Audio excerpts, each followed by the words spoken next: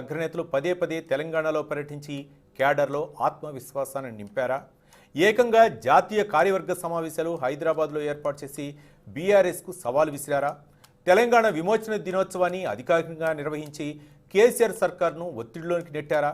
Party బలోపేతమే లక్ష్యంగా పాదయాత్రలతో ప్రజా సమస్యలపై అధ్యక్షుడు పోరాటాన్ని ఉధృతం చేశారు. ఇంకోవైపు మునుగోడు బైపోల్స్లో ఓడిన అధికార బీఆర్ఎస్పై 2022 సంవత్సరం బీజేపీకి నైతిక విజయాన్ని సాధించి పెట్టింది.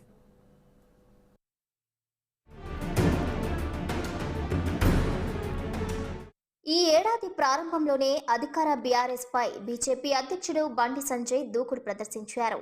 కేసీఆర్ ప్రభుత్వం తీసుకొచ్చిన 317 జీవోకు వ్యతిరేకంగా బీజేపీ అధ్యక్షుడు బండి సంజయ్ కరీంనగర్లో దీక్షను పోలీసులు భగ్నం చేశారు.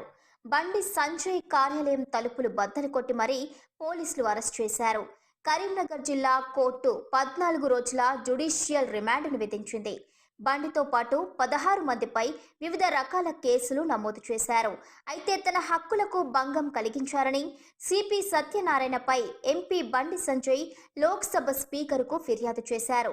అప్పటి పరిణామాలపై బీజేపీ నాయకులు తీవ్ర స్థాయిలో స్పందించారు. ఈ నేపథ్యంలోనే సీఎంపై అనుచిత వ్యాఖ్యలు చేశారంటూ నిజామాబాద్ ఎంపీ ధర్మపురి అరవింద్పై కేసు నమోదు చేశారు.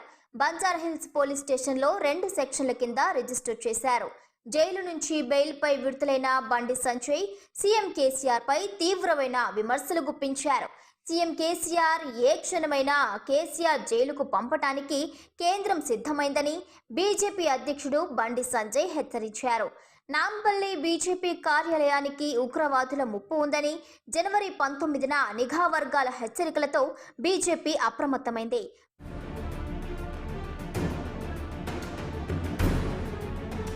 శంషాబాద్ సమీపంలోని ముచ్చింతల్లో ప్రపంచంలోనే 216 అడుగుల ఎత్తైన సమతామూర్తి విగ్రహంతో పాటు ఆశ్రమంలో 108 వైష్ణవ దేవాలయాలను ఫిబ్రవరి 6న ప్రధానమంత్రి నరేంద్ర మోడీ ఆవిష్కరించారు. ఇక్కడ నుంచే బీఆర్ఎస్ బీజేపీ మధ్య వైరం మరింత పెరిగింది. బడ్జెట్ ప్రవేశపెట్టే సందర్భంగా తెలంగాణ సర్కార్ గవర్నర్ ప్రసంగం లేకుండా చేయడాన్ని అసెంబ్లీతో బీజేపీ ఎమ్మెల్యేలు నిరసనకు దిగడంతో వారిని అసెంబ్లీ నుంచి సస్పెండ్ చేశారు. ఎమ్మెల్యేలు రాజాసింగ్, రాజేందర్, రఘునందన్ రావును అకారణంగా సస్పెండ్ చేయడాన్ని నిరసిస్తూ బీజేపీ ఆధ్వర్యంలో ఇందిరా పార్క్ వద్ద ప్రజాస్వామ్య పరిరక్షణ దీక్షను చేపట్టింది.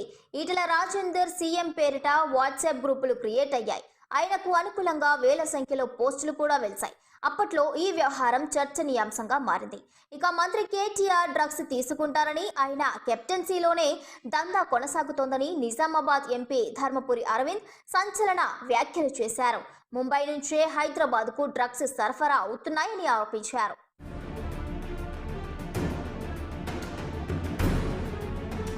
ఇక మే నెలలో మరోసారి హైదరాబాద్కు ప్రధానమంత్రి నరేంద్ర మోదీ వచ్చారు. ఐఎస్బీ కాన్వకేషన్ కోసం హైదరాబాద్ వచ్చిన మోదీ బేగంపేట్ విమానాశ్రయంలో బీజేపీ కార్యకర్తలను ఉద్దేశించి మాట్లాడారు. అనేక మంది ప్రాణత్యాగం చేసి రాష్ట్రాన్ని సాధించుకున్న ఆకాంక్షలు మాత్రం నెరవేరలేదని ప్రధాని మోదీ విమర్శించారు. తెలంగాణ ఒక కుటుంబం కోసం కాదని రాష్ట్రం కుటుంబం చేతిలో బందీ అయిందని విమర్శలు చేశారు. అవినీతి, దోపిడీ పాలనను తరిమి కొట్టాలని పిలుపునిచ్చారు. రాష్ట్రంలో మసీదులను తవ్వి చూద్దాం, అందులో శవాలు బయటపడితే మీరు తీసుకోండి, శివలింగాలు బయటపడితే మాకు అప్పగించండి అంటూ బండి సంజయ్ చేసిన కామెంట్స్ సంచలనంగా మారాయి. జూలై మొదటి వారంలో హైదరాబాద్ వేదికగా బీజేపీ జాతీయ కార్యవర్గ సమావేశాలు జరిగాయి. తెలంగాణపై ఫోకస్ పెంచిన నేపథ్యంలోనే బీజేపీ అగ్రనాయకత్వం చేసిన హైదరాబాద్కు బీజేపీ జాతీయ నేతలంతా హాజరయ్యారు అన్న చర్చ జరిగింది. పరేడ్ గ్రౌండ్స్లో ప్రధానమంత్రి మోదీ నిర్వహించిన విజయ సంకల్ప సభ గ్రాండ్ సక్సెస్ అయింది.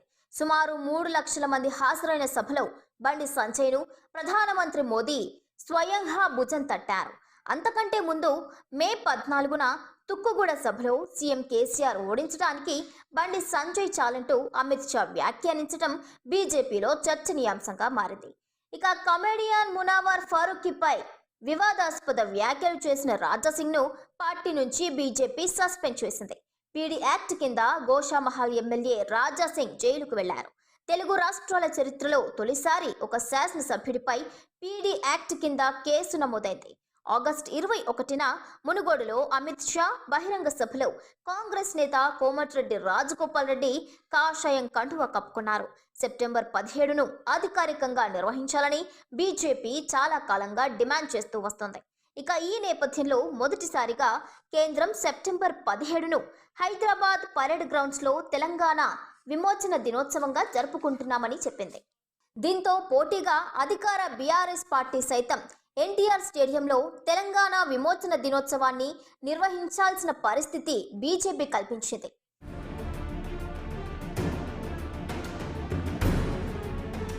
అక్టోబర్ నెలాఖరులో పార్టీలన్నీ మునుగోడు ఉప ఎన్నికల్లో బిజీగా ఉన్న సందర్భంగా ఫామ్ హౌస్ ఎమ్మెల్యేల కొనుగోలు అంశం సంచలనంగా మారింది. ఫామ్ హౌస్ ఘటనలో అధికార బీఆర్ఎస్కు ధీటుగా ఎదుర్కోవటంలో తెలంగాణ బీజేపీ సక్సెస్ అయింది.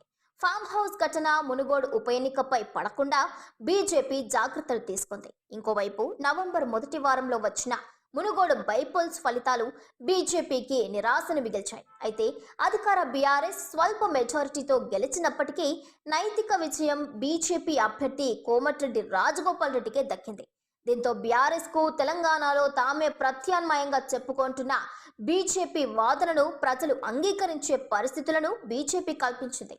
ఇంకోవైపు నవంబర్ 12న రామగుండం ఎరువుల కర్మాగారాన్ని జాతికి అంకితం చేయటానికి ప్రధానమంత్రి మోదీ మరోసారి తెలంగాణలో పర్యటించారు.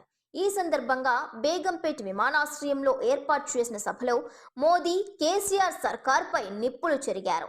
పేరు ఎత్తకుండా ముఖ్యమంత్రి కేసీఆర్ను టార్గెట్గా సాగిన మోదీ ప్రసంగం బీజేపీ క్యాడర్కు 1000 ఏనుగుల బలాన్నిచ్చింది.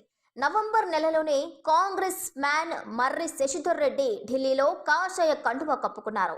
మరోవైపు నవంబర్ 28న ప్రారంభమైన బండి సంజయ్ 5వ విడత పాదయాత్ర డిసెంబర్ 15న కరీంనగర్లో బహిరంగ సభతో ముగిసింది. ముగింపు సభకు ముఖ్య అతిథిగా హాజరైన జాతీయ అధ్యక్షుడు జేపీ నడ్డా కేసీఆర్ సర్కార్ తీరును ఎండగట్టారు. బండి సంజయ్ సొంత ఇలాకాలో జరిగిన బహిరంగ సభ కమలం పార్టీ క్యాడర్కు నూతన ఉత్సాహాన్ని నింపింది.